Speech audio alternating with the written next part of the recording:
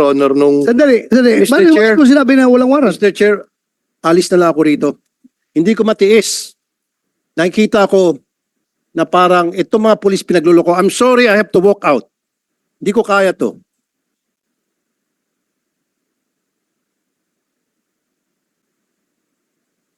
The worst thing na sabihin sa akin, binibibaby ko kayo, ay hindi ko matanggap-tanggap yan na binibaby ko. What's the use of me being the chairman of this committee kung ibibi ko kayo?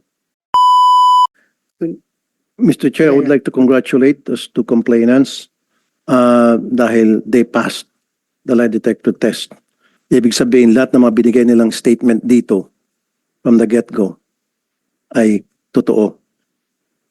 Simula nung pumunta sila sa radio program ko hanggang sa pagdating dito sa pangalawang hearing na ito, hindi sila nagsisinungaling and they've been very truthful. And I congratulate you both and thank you for being truthful. Talagang maasahan kayo. Ito nga po masakit eh.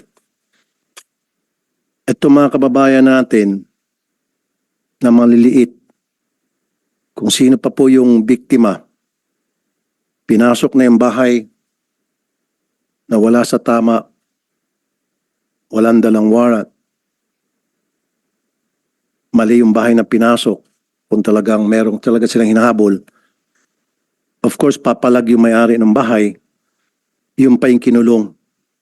Ang masaklap, ulitin ko ulit dito, nung yung anak susundan yung tatay niya sa presinto para kumustahin, pati yung anak ikinulong.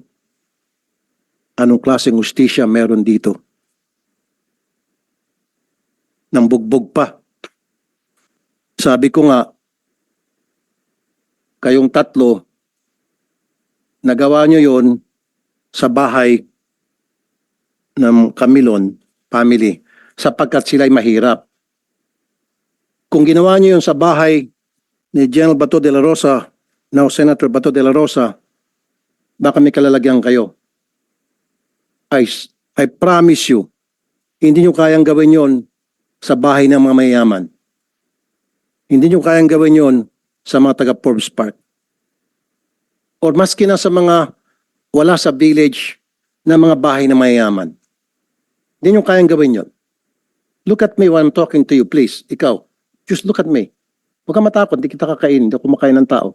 Ang tapang-tapang mo, pag pobreng kaharap mo, pero pag sa akin, hindi ka makatingin. Duwag ka pala. Napakaduwag mo. Ang kaya mo lang mga pobre. Titigan mo pa siguro hanggang sa matuna, pero pag kaharap mo ako, takot ka. Bagbuntot mo. Subukan nyo gawin yun sa mga bahay ng mga mayaman. Hindi. Baka naratat na kayo. Nagagawa nyo yun sapagkat alam nyo walang kalaban-laban mga yan. And I have witnesses na dati nyo nang ginagawa pala yan. At kinukonsinti kayo na inyong chief of police. Pinasibak ko, ibinalik. Anong klaseng hustisya meron tayo sa Pilipinas? Pag pulis ang may kasalanan, binibaby-baby.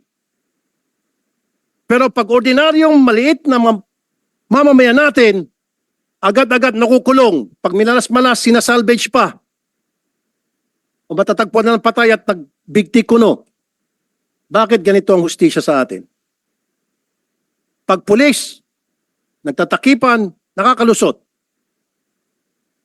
Pag pobreng kababayan natin, nakukulong agad. Yung mga karapatan, tablado. Nabubugbog pa. Ngayon, nasibak nga itong si Chief of Police dahil sa mga lapses na binanggit ko, ibinalik. Siguro, Mr. Chair, patawag natin si Chief PNP sa next hearing kung pwede, Mr. Chair. Yes, we will do that, Senator Tolpo. Well, andito yung nagbalik, yung provincial director. Can we hear from you, provincial director? Bakit yung binalik? Sir, good afternoon. Naibalik namin, sir, based doon sa appreciation namin doon sa investigation that yung participation niya lang is yung sa radio interview na sinabi niya nga na nakabonet. So, with that, sir, yung appreciation namin, wala naman siyang kinalaman doon sa nangyari doon sa ground, kundi yung lang ang interview. So, ibinilik namin, sir. Yun lang yung recommendation namin, sir. And it was approved by the regional director, sir. Then, pwede ba natin patawag regional director? There, alam niyo ibig sabihin ng command responsibility, ano po? You understand that, right? Yes, sir. So, under the command of responsibility, may pananagutan ito sapagkat pinapayagan niya ang kanya mga tao na palaging pag nag-raid ng bahay ay nakasibilyan at nakabonet at walang suot na body cam. So how's that for a command responsibility, Colonel Relly Arnedo, sir? Sir, ulitin ko, sir, yung investigation namin kasi, yung presence of the police doon sa area is to validate the information. No, sir, pakisagot lang po yung tinatawag na command responsibility. Yung estilo ng kanya mga bata under his command, these three people, these three policemen, kapag nagsiserve ng warrant, nakasibilyan, nakabonet, nakachinelas. Your Honor, Senator Tulfo, hindi pa pala ito nakapag-out. Comsec, please administer the out. Yes, sir. Sir, Before we kindly continue. stand up, please. Please raise your right hand. Do you swear to tell the truth, the whole truth, and nothing but the truth in this investigation, sir? Thank you, sir. Please take your seat. Colonel, ulitin ko. Mga pulis ninyo, nag-raid ng bahay, nakasibilyan, nakabonet, walang body cam. May lapses doon. Ngayon, sino ang boss nila? Sino ang superior nila? Of course, the chief of police, sir. Exactly. So doon ba sa mga binanggit ko, may pagkukulang bang mga pulis doon? May lapses ba doon? Sir, kung yung pagpunta nila doon, sir, is not part on the procedure. No, yung bawal yun, sir. procedure po, yung procedure na sila ay nakabonet, walang body cam, nakasibilyan, hindi man lang nakasuot ng tsapa na pulis, kahit na sabihin natin wala ng warrant, at least man lang may ID na makikita na pulis sila. Kaya nga nagkaroon ng komosyon eh. Kasi akala ng Camilon family, mga akyat bahay. But anyway, so yung procedure na yon, was the procedure violated? Yes or no lang? No, sir. No, sir. The procedure wasn't violated? Yes, sir. Yes. Pwede mag-raid ng walang body cam? Depende, sir, kasi hindi raid yung pinuntahan, sir. Kaya mag-serve ng warrant, walang body cam, okay lang na nakabonet? Pwede, sir, kung covert operation kasi yun, sir, yung nakita namin doon sa report. It is not a covert operation. They are trying to serve a warrant, Colonel Arnedo. Sir, walang warrant tong pumunta sila doon, sir. Based doon sa... So wala silang warrant. Yes, sir. Okay, bingo. Nung last hearing, sabi niya walang warrant. Sinabi dito na merong warrant, na walang warrant. So kung walang warrant, you're saying it's a covert operation, but they're insisting na pahinga sila ng untong hininga. Wait a minute, Colonel, let me finish. Huli ka na. Baka pati ikaw, paparelieve ko. Yes, sir. Makinig ka.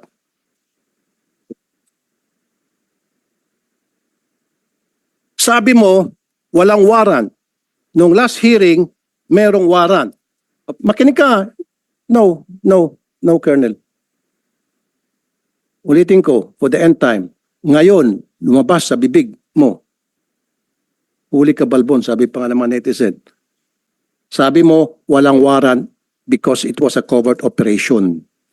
Ang sabi nila di sa hearing, matatanda mo, Chief Senator Bato, may dala silang warrant and they were serving that warrant.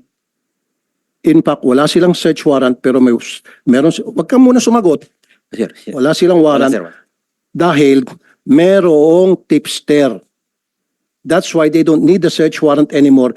The warrant will surface because, andito pa nga dito si Attorney Bernardo, because at that time, merong witness or asset na nagsasabi nandyan sa loob ang kanilang hinahanap na suspect na isa-serve nila ng warrant.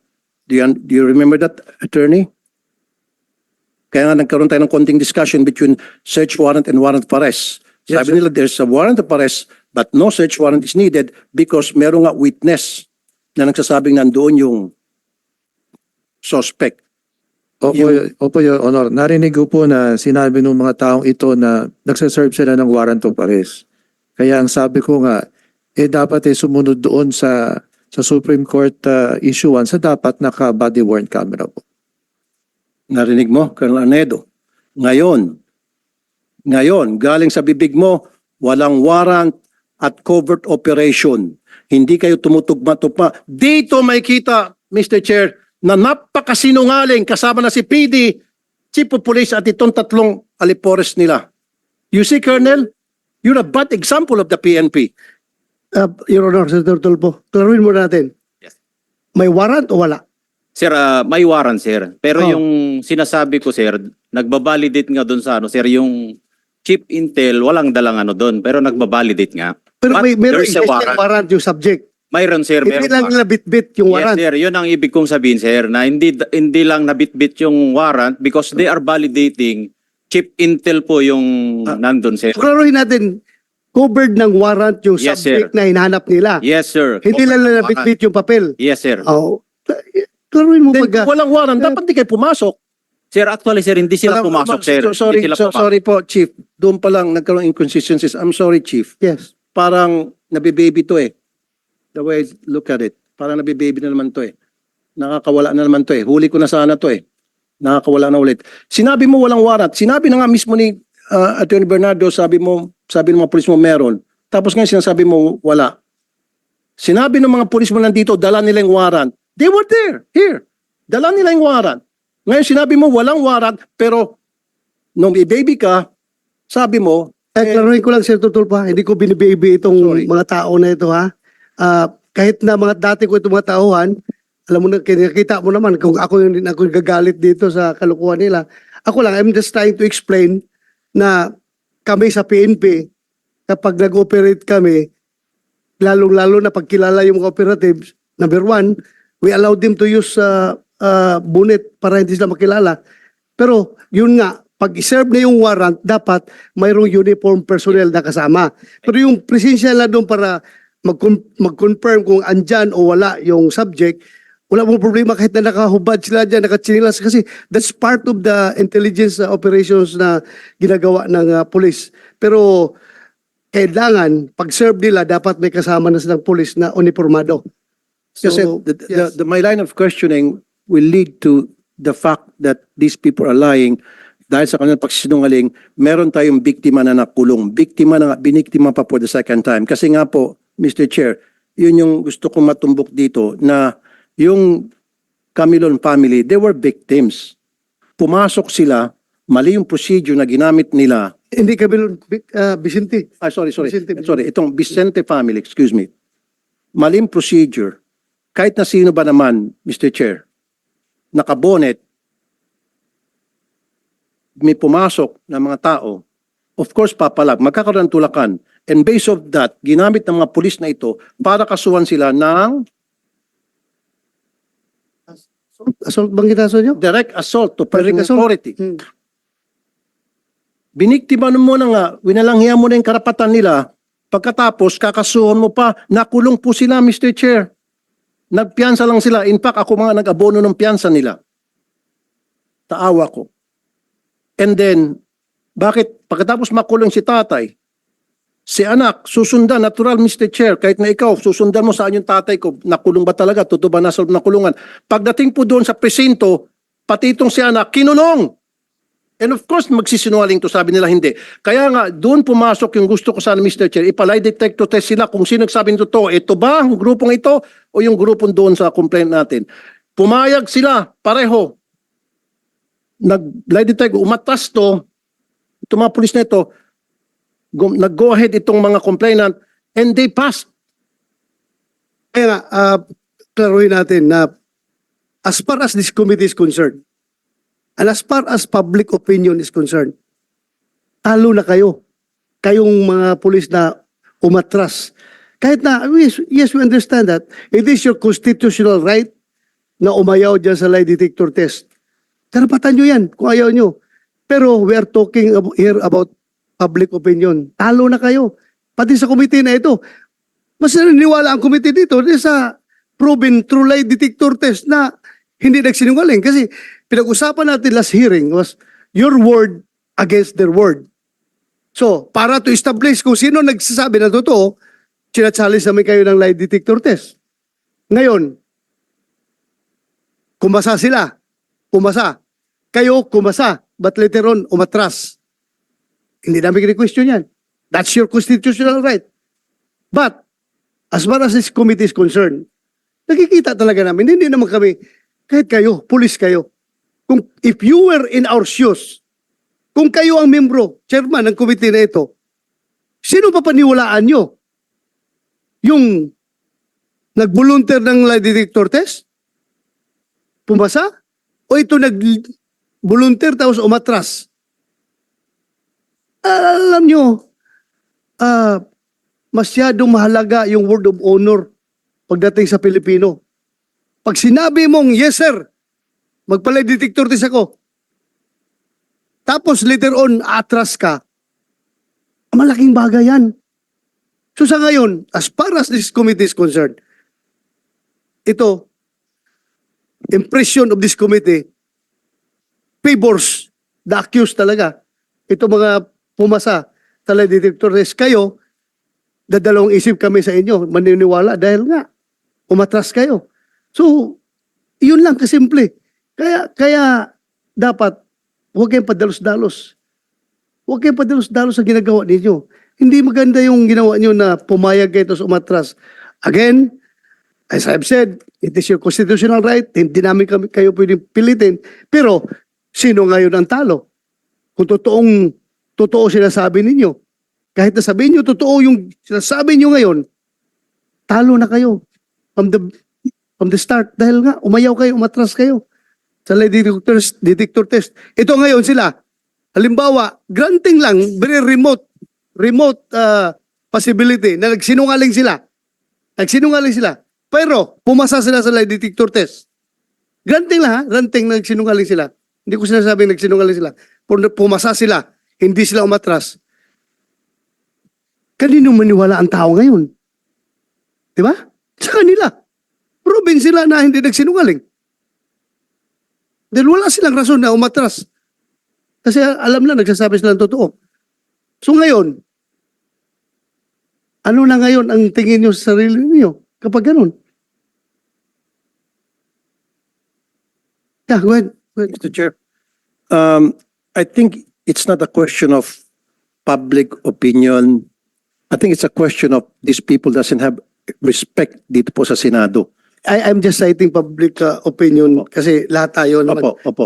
Marami nagsusubaybay dito Mr. sa Chair, ating hearing. I agree with you. Pero Kasi- the legal aspect is beside Yeah, that. kasi issue. Mr. Chair, kung matatandaan mo, in fact, we waited for several minutes, almost half an hour or so, na binigyan natin sila ng pagkakataon makausap yung counsel, yung lawyer.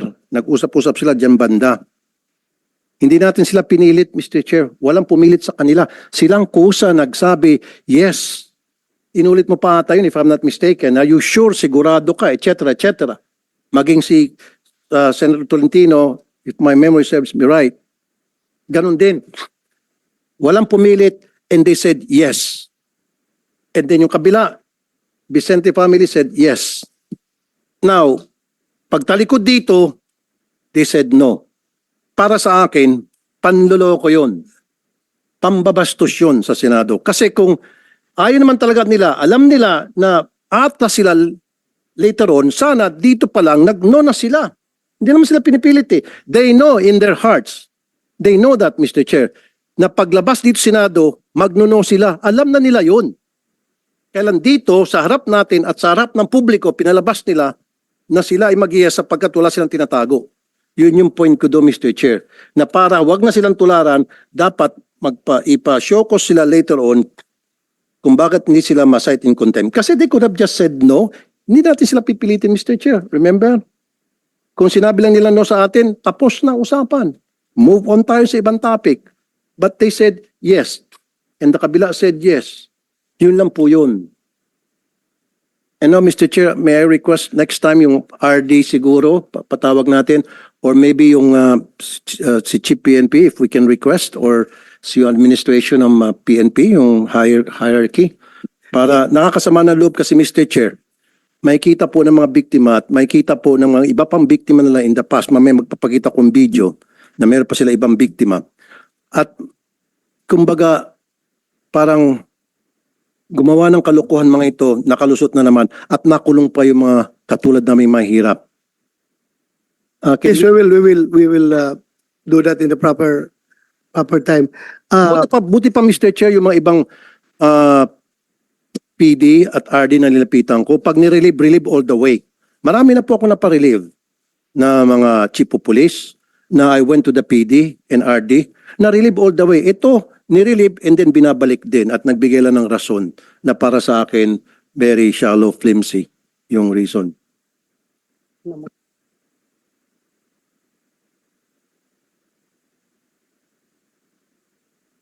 Mr. Chair.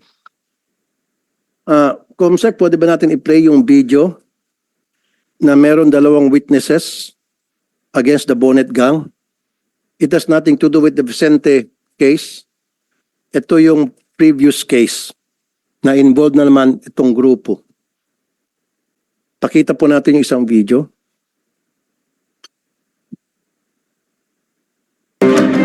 Tama ho ba? Nakabonet po sila? Lahat po sila, nagpakabonit po sila lahat. Ang lalaking tao nila, ang dami nila. Ilan Sobrang, ho nung sumugod ho sa inyo ilan? marami po sila. Kasi naglalakad lang po sila eh.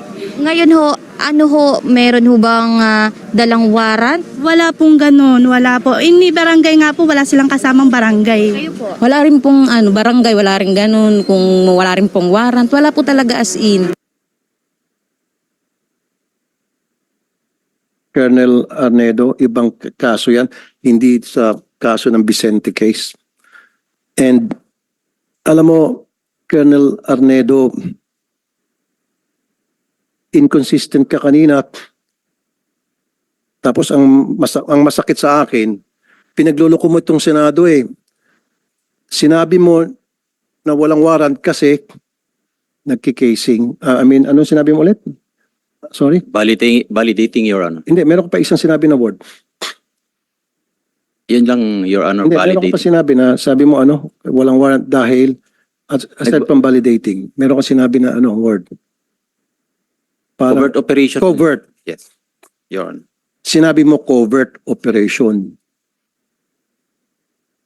So, para mailusot mo, yung hindi na sila kailangan magsuot pa ng body cam, na kailangan magsuot sila sa bonnet, you use that word covert para mapagtakpan mo yung kawalan sa procedure na hindi na rin kailangan ng barangay. Di ba? Ginamit mo yun eh. Akala mo mautakan mo tong Senado. No, Colonel, huwag kami. Kasi, and then later on, nung nagbigay sa iyo ng leading questions, si Chief Bato de la Rosa, or Honorable Chair, yes, may warrant yan. Nasa warrant, kaya lang hindi namin dala. You see, pinaikot mo kami. Covert operation and then ngayon, may warrant pala, hindi lang dala. So kung covert operation, hindi na nga kailangan ng barangay. Kung covert operation, pwede nga bonnet, tama?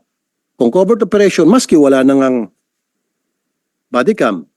Pero tatanungin ko si Attorney Bernardo, for the sake of argument, covert operation, Attorney Bernardo ng NAPOLCOM, kailan ba mag-bonnet, ay body cam? Hindi. Your Honor po, kung tutukuyin ko yung sinabi po nila, kung sila ay merong covert operation or validation, this is a planned activity. Kaya dapat dala nila yung warrant of arrest. Kasi nga kung ginayak nila yun, pangalawa, dapat nakalagay yun sa logbook na meron silang operation. Sa informasyon po namin, hindi naman nakalagay na magsaserve ng warrant. At meron lang silang titignan. Kaya hindi rin tutugma. Pangalawa, kung yung sabi nila na meron silang service ng warrant of arrest, hindi po sumunod talaga sa proseso.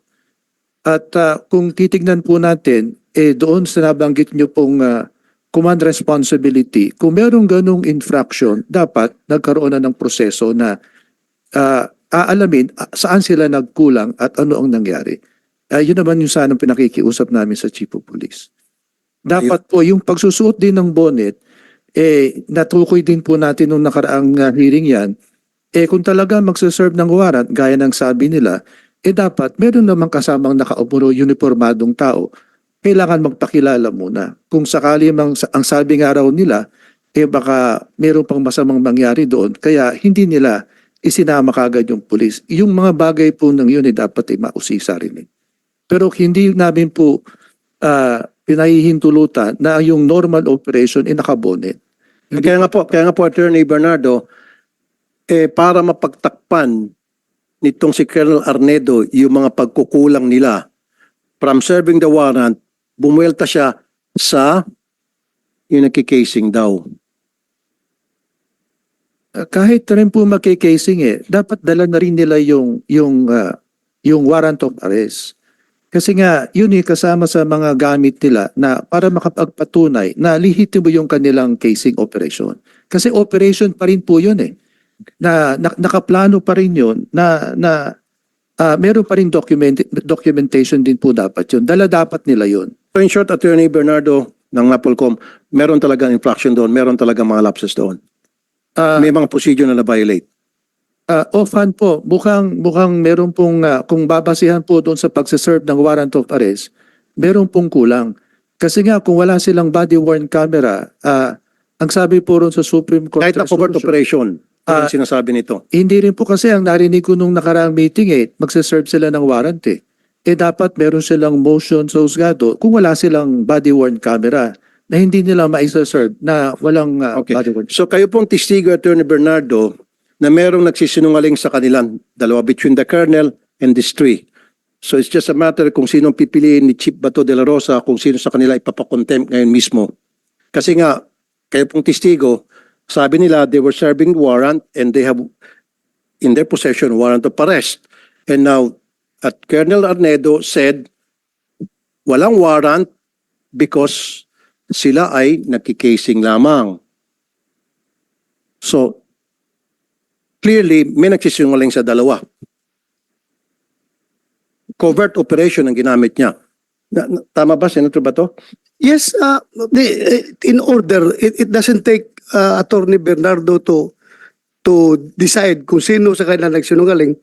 It's better na pakinggan natin kung sino talaga nagsinungaling sa kanila. Kasi, Chairman, Mr. Chairman, yun na, very clear na dito, established na rito na nung last hearing, we were all here, at sinabi nila, they were serving warrant. Remember? At meron silang hawak na warrant. Sinabi nila. Sinabi nila. Hindi na sinabi na may hawak silang warrant, ha? They were serving warrant. Ang sinabi nila dito. Nagsabi ba kayo na hawak niyo warrant? May dala kayong warrant? No, they said they were serving warrant. Nag-serve kayo ng warrant, di ba? Operation? Yes, Your Honor, magsaserve po kami nun. Pero hindi, Ano isi-serve niyo kung wala kayong dalang warrant? with due respect, Your Honor, lahat po yun ay documented from pag-alis namin. Actually po, planned operation dahil po pinlano po namin yun, naka-logbook po yun, naka-blatter. At So, naka-blatter, na lalakad kayo, mag-serve kayo ng warrant? yes, Your Honor. Saan Your yung Honor, blatter? Saan yung blatter na yan? Okay, part po yun sa mga sinabit Okay, namin na ayan na naman, Mr. Chair. Palagi nadudulas, magsaserve sila ng warrant.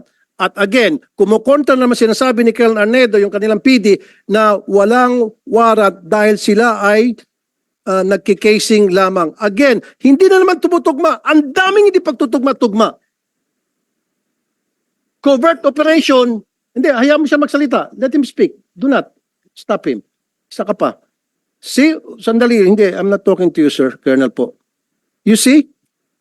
Sinabi niya, they were serving the warrant, which means they have the warrant in possession, because if you're serving the warrant, then you must have that paper. Yes, dapat. Kaya nga, di ba? Simple English. They were serving the warrant. So, merong hawak sila. So, saan ang warrant nyo at that time? Bakit hindi kayo nagdala ng warrant? According to your dala po ng warrant officer ko, Your Ha? Honor. Ako po yung sinasabi lang hindi may dala, pero yung warrant officer ko po ay meters lang po ang layo sa akin. Sinong warrant officer nyo at the time? Police Corporal Joel Dicen po, Your Honor. Ikaw? Yes, Your Honor. May dala kang warrant ng time na yan? Nasa bulsa ko po, Your Honor, kasi po magsaserve po kami ng warrant of arrest. Kaya nga, paano kayo mag-serve kung walang warrant? So, dala-dala yung warrant. Dala po namin, Your Bakit Honor. sabi mo na walang warrant? Magbabalidate pa lang kami that time, Your Honor, nung Sandali. Mr. Bakit Chair. mo sinabi na walang warrant? Mr. Chair, alis na lang ako rito. Hindi ko matiis. Nakikita ko na parang itong mga pulis pinagluloko. I'm sorry, I have to walk out. Hindi ko kaya to.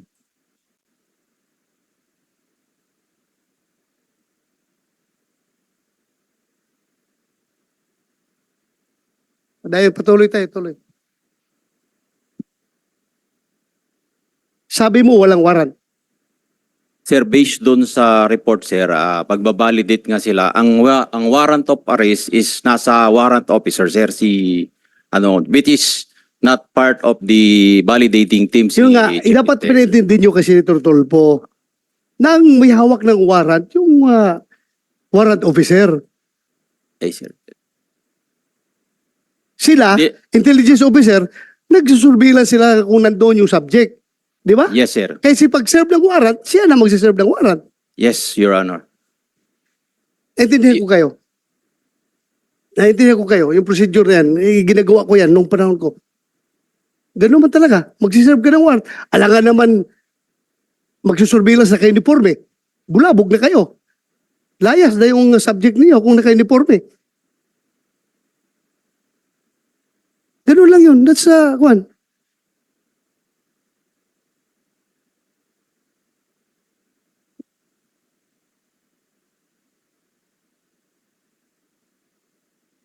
Mahirap yung ako. The worst thing na sabihin sa akin, binibibaby ko kayo, ay hindi ko matanggap-tanggap yan na binibaby ko. What's the use of me being the chairman of this committee kung ibibi ko kayo? For the record, wala naman sigurong makapagsabi dyan na sinong pinakamaraming na-contempt na pulis dito sa Senado? Kaninong komite pinakamaraming na-contempt na pulis at saka mga witnesses? Ako.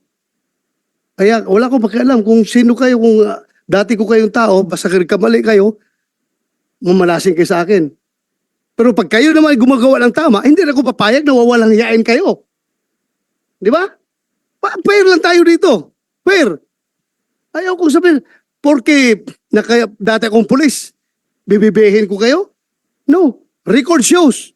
And record will vindicate me na ako ang pinakamaraming pinakulong na pulis dito sa Senado. Ako ang pinakamarami. Pero record shows also, kapag nakita ko na ang pulis ay totoo ang sinasabi, ay by all means, dipinsahan ko rin yung pulis. Di ba? Bakit naman wawalang hiyain yung pulis kung dapat hindi dapat walang hiyain? Ganun lang ako, fair lang ako dito. Wala akong pinapaboran dito.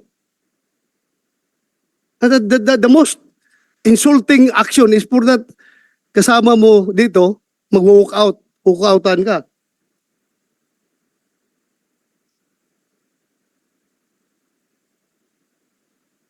Anyway, that's his prerogative. Kung ayaw na niyang makinig sa hearing, kanya na yan. Ako lang man. I am trying to be fair here. Wala akong bias dito. Kahit na sabihin nyo, dati akong chief PNP, ang dami ng pulis minala sa akin. Ako lang, fair lang ako. Ayaw ko lang rin na masyadong kinakawawa yung pulis na dapat hindi naman kakawawain. Respetuhin lang rin natin dahil kung ano yung right ng mga complainant na civilian, ganun din ang right ng mga pulis. Fair lang tayo. Yun lang sa akin. Ayaw kong ma-accuse ako na binibaby ko kayo. Never in my pagiging chief PNP o mahirap na magsalita dito. Everything is recorded. If you know me, you will realize. Para sa inyo, nakakilala sa akin. If you know me, you will really know me.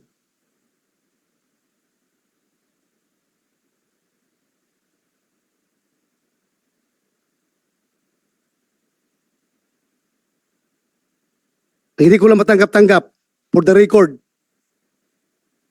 na kayo ay pinagmumura dito. Ha? Ayaw na ayaw kung mumurahin yung taong naka-uniforme, mumurahin, wawalang hiyain. Yan ang hindi ko matanggap-tanggap. Kung dapat kayo murahin, doon sa labas.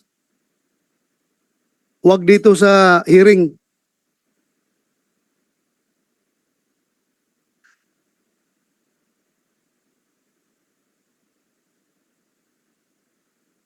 Kasi alam ko, gaano kahirap maging pulis. Ha? Alam ko.